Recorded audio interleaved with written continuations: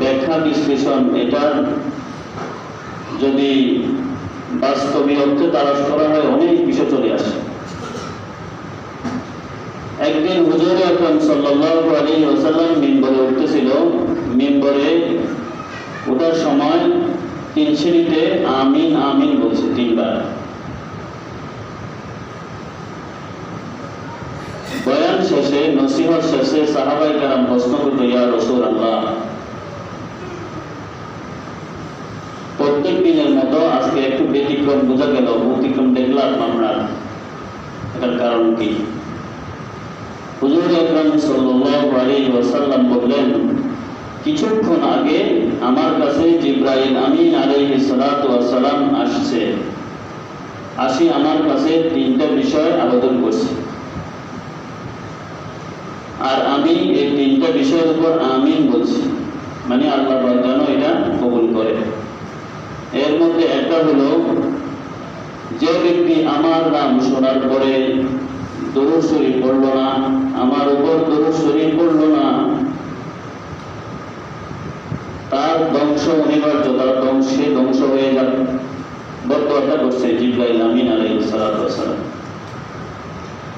আর আমি এই বদদোয়ার উপর আমিন বলেছি, মানে অবশ্যই এটা কি আল্লাহ পাকের কাছে গ্রহণীয়।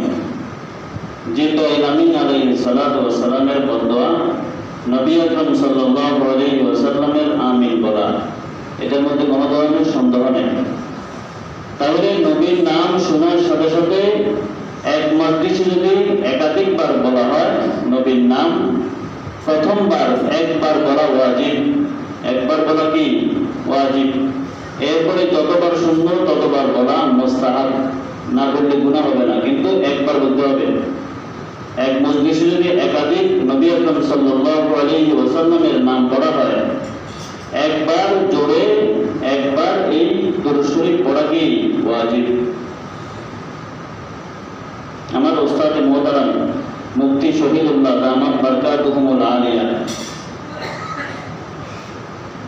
এক জুমার ওয়াজে বলছিল যে আমাদের যে সামান্য যে নসিহত, এটার উদ্দেশ্য হলো নসিহতের মাঝে মাঝে হাবিব সাল্লাল্লাহু আলাইহি ওয়াসাল্লামের নাম আসবে আর আমি দরুদ শরীফ পড়বো, এটাই উদ্দেশ্য।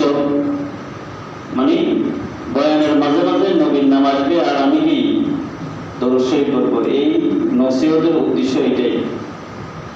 তাহলে দরুদ শরীফ পড়ার গুরুত্ব কতটুকু বেশি? বলতেছিলাম, আল্লাহ পাক যে আমাদেরকে ইবাদত বন্দেগী করার জন্য সৃষ্টি করছে, এটার বাস্তব রূপ আল্লাহ পাক অগণিত নবী রাসূলকে দুনিয়ার মধ্যে প্রেরণ করে প্র্যাকটিক্যালি দেখাই দিয়েছেন কিভাবে ইবাদত করলে ওটা আল্লাহ পাকের গোলামি হবে, ইবাদত হবে।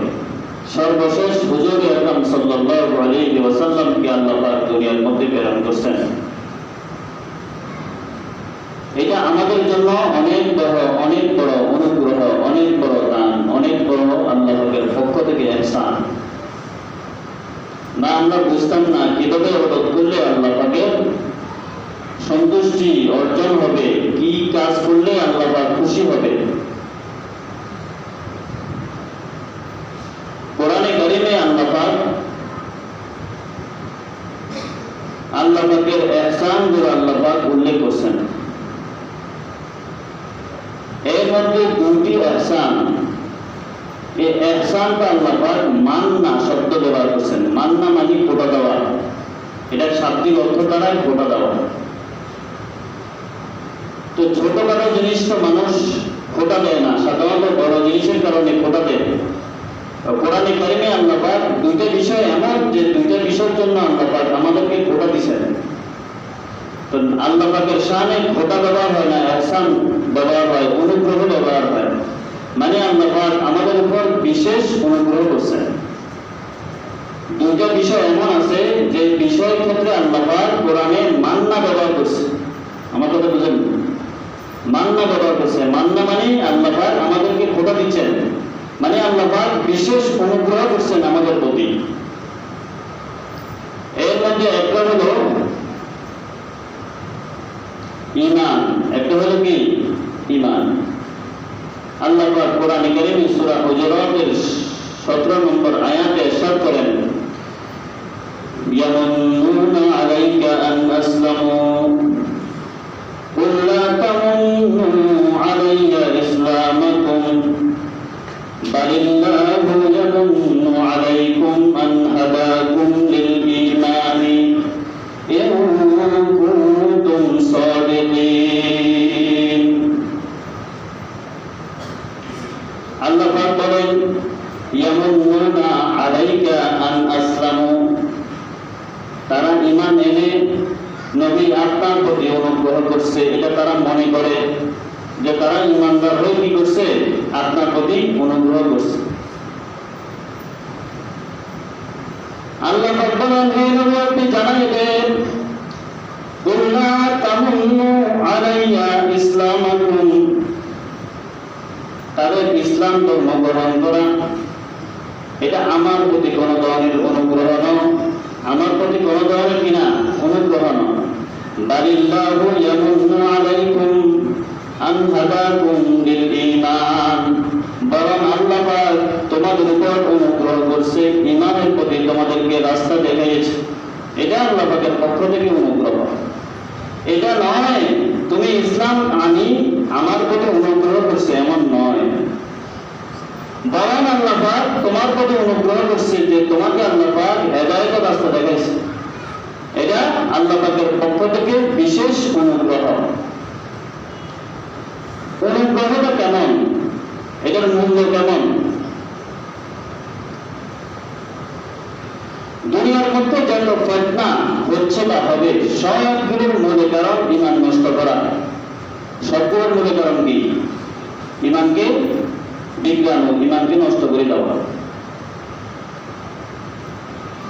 কারণ শয়তান জানে একজন মুমিন সারা জীবন কোনো আমল করে নাই, কোনো সৎ কাজ করে নাই, ভালো কোনো কাজ করে নাই, কিন্তু তার ঈমান ঠিক ছিল, বিশ্বাস ঠিক ছিল। এই ঈমানের বদৌলতে আল্লাহ পাক হাসরে একদিন না একদিন তার গুনাহ অনুযায়ী শাস্তি ভোগ করার পরে জান্নাত দিয়ে দিবেন। একদিন একদিন কি জান্নাত দিবেন শয়তান জানে। এজন্য মেন জায়গার মধ্যে কি সমস্যাটা বেশি হয়, ঈমানের মধ্যে, বিশ্বাসের মধ্যে সবচেয়ে বেশি কি গন্ডগোল হয়, যাতে করে মানুষ বিব্রত হয়, যাতে করে মানুষ ঈমান হারা হয়ে যায়। তাহলে চিরস্থায়ী সম্পদ ঈমান। আর ঈমানের বিষয়গুলো জানা এজন্য আল্লাহ রাসূল বলেছেন ফরজ আমাদের উপর। আমাদের উপর কি ফরজ? দুনিয়াবি কিভাবে উন্নতি অগ্রগতি লাভ করা যায়, এই ক্ষেত্রে যে পরিমাণ মেহনত আমরা করি ঈমান শিখার জন্য, এর কিঞ্চিত পরিমাণও আমাদের চেষ্টা নেই আছে।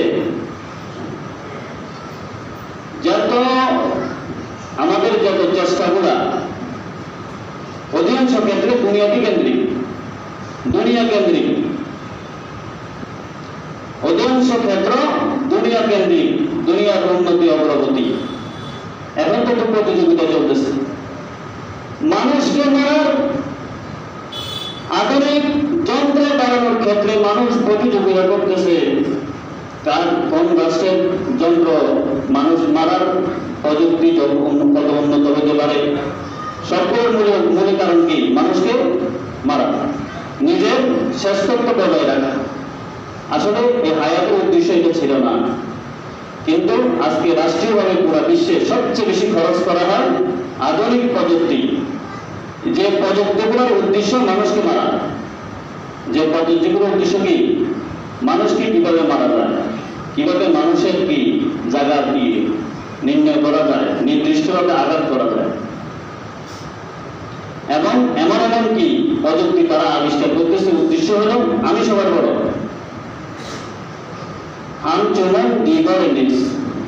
যাই হোক এটা অন্য বিষয়। তাহলে আল্লাহ পাক আমাদেরকে সৃষ্টি করছেন আল্লাহ পাকের গোলামি করার জন্য। এই যত কিছু আবিষ্কার হচ্ছে বা হবে এগুলো সব দুনিয়া কেন্দ্রিক, সব কি দুনিয়া কেন্দ্রিক।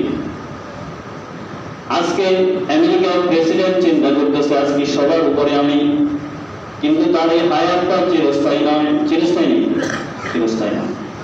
আল্লাহ পাক মৃত্যুর পরে তাকে প্রশ্ন করবে না তোমার দেশের প্রযুক্তি কেমন ছিল, প্রশ্ন করব তোমার দেশের প্রযুক্তি কত উন্নত ছিল, তুমি কেমন কেমন প্রযুক্তি বা আবিষ্কার করছো, প্রশ্ন করবো না। প্রশ্ন করবে দুনিয়াতে তোমার প্রভু কে ছিল, তুমি কাকে মানে চলতে। প্রথম প্রশ্ন কি, মার রব্বুকা, এই দুনিয়ার হায়াতটা তুমি কোন সত্তাকে মানে চলতা, কোন জাতে পাককে তুমি অনুসরণ করতা। প্রথম প্রশ্ন, মার রব্বুকা, তোমার রবকে, দুনিয়াতে তোমার রবকে ছিল। অমান দীনুকা, তোমার আদর্শ কি ছিল, মানে তুমি কোন আদর্শ অনুসারী ছিলে। দ্বিতীয় প্রশ্ন, তোমার দিন কি ছিল, ধর্ম কি ছিল, আদর্শ কি ছিল। দ্বিতীয় প্রশ্ন। এরপরে প্রশ্ন করবো মান হাযার রাজুল আল্লাযী বুইসা ফীকুম, আল্লাহর রাসূলের আকৃতি মানুষের সামনে পেশ করার পরে বলবে এই ব্যক্তিকে, যে ব্যক্তি তোমাদের মাঝে প্রেরণ করা হয়েছিল। যারা নবীর তরিকা অনুযায়ী চলেছে তারা নবীকে দেখার সাথে সাথে চিনে ফেলবে এটা আমার হাবিব, এটা আমার রাসূল। সাথে সাথে বলবে মুহাম্মাদুর রাসূলুল্লাহ সাল্লাল্লাহু আলাইহি ওয়াসাল্লাম। কিন্তু বেদিন নাফরমান যারা রাসূলের আদর্শ অনুসরণ করে নাই তারা চিনতে পারবে না, চিনতে পারবে না। আল্লাহ পাক সরাসরি আকৃতি কি, নবীর আকৃতি তাদের সামনে পেশ করবে, কিন্তু তারা চিনবে না। তাহলে মৃত্যুর পরে চিরস্থায়ী যে হায়াত শুরু হবে, যে হায়াত শুরু হবে আর কখনো শেষ হবে না, শেষ হবে না, কখনো শেষ হবে না। আজকে আমি মৃত্যুবরণ করার পরে আবার এই দুনিয়াতে বের করার সুযোগ আছে, সুযোগ নেই। আমার আপনার মনের মধ্যে জাগে মাঝে মধ্যে যে আরেকটু বয়স হোক, এতটা বন্ধুকে করবো, আরেকটু বয়স হোক, ছেলে মেয়েগুলো বড় হোক, দাড়ি রাখবো। ছেলে মেয়েগুলো এখনো বিয়ে দিই নাই। এক ব্যক্তিকে প্রশ্ন করছে, ভাই আপনার বাড়ি নাই, কর কি কর, আমার ছেলে মেয়েগুলো এখনো বিয়ে তো দিই, মানে দাড়ি রাখার বয়স এখনো আমার কি হয়নি। তাহলে এই মনোভাব নিয়ে আমরা চলি, কিন্তু এই হায়াত যদি যে কোনো সময় চলে যাওয়ার পরে আবার ব্যাক কখনো কি আসতে পারবো না। একভাবে চলে গেছি গেছি আর কখনো আসার সুযোগ নাই দুনিয়াতে। আল্লাহ বলেন হাসরের দিন মানুষ ভয়াবহ অবস্থা দেখার পরে আল্লাহর কাছে আবেদন করবে, ইয়া আল্লাহ আবার দুনিয়াতে পাঠান, আবার দুনিয়াতে পাঠান। আমরা একটা ভালো হয়ে যাবো, কেউ যাবো ভালো হয়ে যাবো, আল্লাহ আপনার নাফরমানি আর জীবনে করবো না। কোরআনে কারিমে আল্লাহ পাক বলেন তোমাদেরকে আর দ্বিতীয়বার কখনো দুনিয়াতে পাঠানো হবে না, এটাই পরীক্ষার স্থল। এরপরে তুমি তোমার আসল স্থান তুমি নির্ধারণ করবে, তুমি কি জান্নাতি হবে না জাহান্নামী হবে, তুমি কি চিরস্থায়ী সুখের স্থান জান্নাতি হবে না চির দুঃখের স্থান জাহান্নামী হবে। বলতেছিলাম ঈমানদার তার ঈমানের মধুর উপভোগ করবে, যদিও নাকি কোনো আমল নাই তার জীবনে, কোনো ভালো উল্লেখযোগ্য আমল নাই, কিন্তু তার ঈমান ঠিক ছিল। কি ছিল? ঈমান ঠিক ছিল। আমলের কারণে আমলের কারণে তাকে জাহান্নামে জ্বলতে হবে। জাহান্নামে জ্বলবে এর পরিসীমা কতটুকু? এই পরিসীমা হলো জাহান্নামে জ্বলবে তার আমল অনুযায়ী, যে পরিমাণ বদ কাজ করেছে, খারাপ কাজ করেছে, ওই অনুযায়ী তাকে জাহান্নামে জ্বলতে হবে। শাস্তি ভোগ করার পরে আবারও তাকে আবার হাউজে কাউসার নামক একটা হাউজ থাকবে, হাউজের মধ্যে আবার তাকে ডুবানো হবে, গোসল করানো হবে। গোসল করার সাথে সাথে এই যে দীর্ঘকাল সে জাহান্নামে জ্বলছে সব কিছু ভুলে যাবে। আবার তার দেহের মধ্যে নতুন আকৃতি আসবে, জান্নাতের সুরভি আসবে, সব কিছু পরিবর্তন হবে। তাকে প্রশ্ন করা হবে তুমি তো এতদিন জাহান্নামে জ্বলছিলা, এটা মনে আসেনি? না, তো আমি জাহান্নামে ছিলাম না, সব ভুলে যাবে। যে শাস্তিকে ভোগ করবে এটা আমার অনুযায়ী। হাদিসের মধ্যে আছে কোন ব্যক্তি যদি নিজের চোখকে হেফাজত না করে কোনো বেগানা নারীর দিকে একবার তাকায় নজরে, তাকে জাহান্নামে 7 বছর পর্যন্ত জ্বলতে হবে। কত বছর? বলে হুজুর আমি তাকাইছি, আমি আমার চোখ চালাইছি, কি হয়েছে? না, স্রষ্টা যেহেতু আল্লাহ, গুড়ি গাড়ি আল্লাহর কাছে আসতে হবে, আল্লাহর কাছে কি যাইতে হবে, কোনো উপায় নেই। যতই কিছু করি গুড়ি গাড়ি আল্লাহর কাছে আসতে হবে। এজন্য কোনো বিপদ আসলে, কোনো মুসিবত আসলে, কোনো ইন্তেকারের পরে আমরা পড়ি ইন্না লিল্লাহি ওয়া ইন্না ইলাইহি রাজিউন, পড়ি এটা পড়ি না? কোনো ব্যক্তি মৃত্যুর পরে এটা পড়ি। এটা অর্থ কি? ইন্না লিল্লাহি, আয় আল্লাহ নিশ্চয় আমি আল্লাহর জন্য, মানে আমার এই সৃষ্টি, আমার এই স্রষ্টা, আমার এই হায়াত, আমার এই মন, সব কিছু আপনার জন্য, আপনি আমাকে সৃষ্টি করছেন। ওয়া ইন্না ইলাইহি রাজিউন, এবং আমি আপনার কাছে ফিরে যাব একদিন। আপনার কাছে কি আমাকে ফিরতে হবে, দুনিয়াতে থাকতে পারবো না। যারা অহংকারী ছিল, যারা নামাজ পড়ে না, মূলত কারণ অহংকার। দেখবেন না পড়লে কি, আমার কথা কত মানুষ চলে উঠে বসে, না পড়লে কি, অহংকারকে আল্লাহ পাক পছন্দ করে না। যাই হোক, বলতেছিলাম যে যাই করি সর্বশেষ আমাদের ঠিকানা হলো কবর এবং হাসর। এরপরে আল্লাহ পাকের বিচার শুরু হবে। যাই হোক, এটা আখিরাতের আলোচনা করতেছিলাম। আল্লাহ পাক আমাদেরকে সৃষ্টি করছে কেন? একমাত্র আল্লাহ পাকের ইবাদত করার জন্য। আর ইবাদত কিভাবে করবো এটা প্র্যাকটিক্যালি শিখিয়ে দেওয়ার জন্য আল্লাহ পাক অনেক নবী রাসূলকে দুনিয়ার মধ্যে প্রেরণ করছেন। এর মধ্যে সর্বশ্রেষ্ঠ নবী আমাদের নবী হুজুর আকরাম সাল্লাল্লাহু আলাইহি ওয়াসাল্লামকে আল্লাহ পাক দুনিয়াতে প্রেরণ করছেন। নবী আকরাম সাল্লাল্লাহু আলাইহি ওয়াসাল্লাম দুনিয়াতে প্রেরিত হওয়ার পরে আল্লাহ পাকের কোন কাজ করলে, কিভাবে করলে ইবাদত হবে, তা প্র্যাকটিক্যালি সব কিছু উল্লেখ করা স্পষ্টভাবে আমাদেরকে শিখিয়ে দিয়েছেন। তো বলতেছিলাম, কোরআনে কারিমে আল্লাহ পাক দুইটা বিষয়কে খোটা দিয়ে আমাদেরকে ইহসানটা উল্লেখ করছেন, মান্না ব্যবহার করছেন। এই মান্না শব্দ হলো খোটা দেওয়া। কেউ কিছু টাকা দেওয়ার পরে, দাঁত দেওয়ার পরে সে যদি অন্যায় করে, আমরা বলি না কি তোমরা আমি কি কদিন আগে টাকা দিলাম, তুমি এখনো সালাম দাও না, আমার বলি না, খোটা দি না, খোটা দি। এই খোটা আবার ঠিক না। গুলিস্তান মধ্যে একটা শের আছে, খোটা দেওয়া মানে আমি যে এহসান করছি এটা কি রাস্তা কাটিয়ে দিলাম, এই এহসানের যে বদলা পাওয়ার কথা এটা আমি আর পাবো না। খোটা দেওয়া মানে আমি এহসানের কাজটা কি গোটা কাটিয়ে দিলাম। যাই হোক, আল্লাহ পাক এখানে আমাদেরকে মানে বিশেষ অনুগ্রহ আল্লাহ পাক করছেন, এটা বোঝানোর জন্য আল্লাহ পাক মান্না শব্দ ব্যবহার করছেন। এর মধ্যে এক নম্বর হলো ঈমান।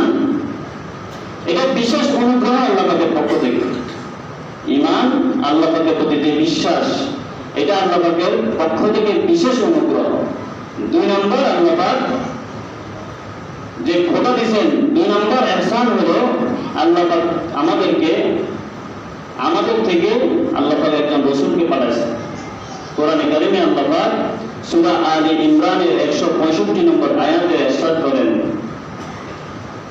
লাকাদ মান্নাল্লাহু আলাল মুমিনিনা ইয বা'আথা ফীহিম রাসূলাম মিন আনফুসিহিম ইয়াতলু আলাইহিম আয়াতিহি ওয়া ইউযাক্কিহিম ওয়া ইউআল্লিমুহুমুল কিতাবা ওয়াল হিকমা ওয়া ইন কানূ মিন ক্বাবলু লাফী দালালিন মুবিন। আল্লাহ পাক বলেন, লাকাদ মান্নাল্লাহু আলাল মুমিনিন, মুমিনদের প্রতি আল্লাহ পাক বিশেষ অনুগ্রহ করেছে। বিশেষ অনুগ্রহটা কি? ইয বা'আসা ফীহিম, তাদের থেকে আল্লাহ পাক একজন রাসূল প্রেরণ করছে। ইয়াতলু আলাইহিম আয়াতিহি, যে রাসূল তাদেরকে আল্লাহ পাকের বাণীগুলো শিখিয়েছে, পড়ে শোনায়েছে। ওয়া ইউআল্লিমুহুমুল কিতাবা ওয়াল হিকমা ওয়া ইউযাক্কিহিম, এবং ওই রাসূল তোমাদেরকে তালিম দিয়েছে, কোরআন শিক্ষা দিয়েছে এবং হিকমত শিখিয়েছে, মানে রাসূলের সুন্নাত শিখিয়েছে, আদর্শ শিখিয়েছে এবং তোমাদেরকে তাজকিয়া পরিশুদ্ধ করেছে। অন্তরের মধ্যে যে রোগগুলো আছে এগুলো থেকে তোমাকে পরিচ্ছন্ন করেছে। ওয়া ইন কানূ মিন ক্বাবলু লাফী দালালিন মুবিন, আর ইতিপূর্বে তারা স্পষ্ট গুমরাহের মধ্যে ছিল, তাহলে আল্লাহ পাকের পক্ষ থেকে তৃতীয় অনুগ্রহ হলো আল্লাহ পাক আমাদেরকে আমাদের সজাগ থেকে আল্লাহ পাক একজন রাসূলকে প্রেরণ করেছেন। তিনি হলো আমাদের নবী হযরত মুহাম্মদ মুস্তাফা সাল্লাল্লাহু আলাইহি ওয়াসাল্লাম। তিনি আমাদের জন্য বিশেষ অনুগ্রহ, এটা আল্লাহ পাক নিজেই বলছেন। আল্লাহ পাক আমাদেরকে নবী আকরাম সাল্লাল্লাহু আলাইহি ওয়াসাল্লামের তরিকাকে অনুসরণ করার তৌফিক নসিব করুক, সবাই বলি আমিন। নিজের জীবনের সৃষ্টির উদ্দেশ্য অনুযায়ী জীবনকে গড়ানোর তৌফিক দান করুক, সবাই বলি আমিন। ওয়া আখিরু দাওয়ানা আলহামদুলিল্লাহি রাব্বিল আলামিন। যারা সুন্নাত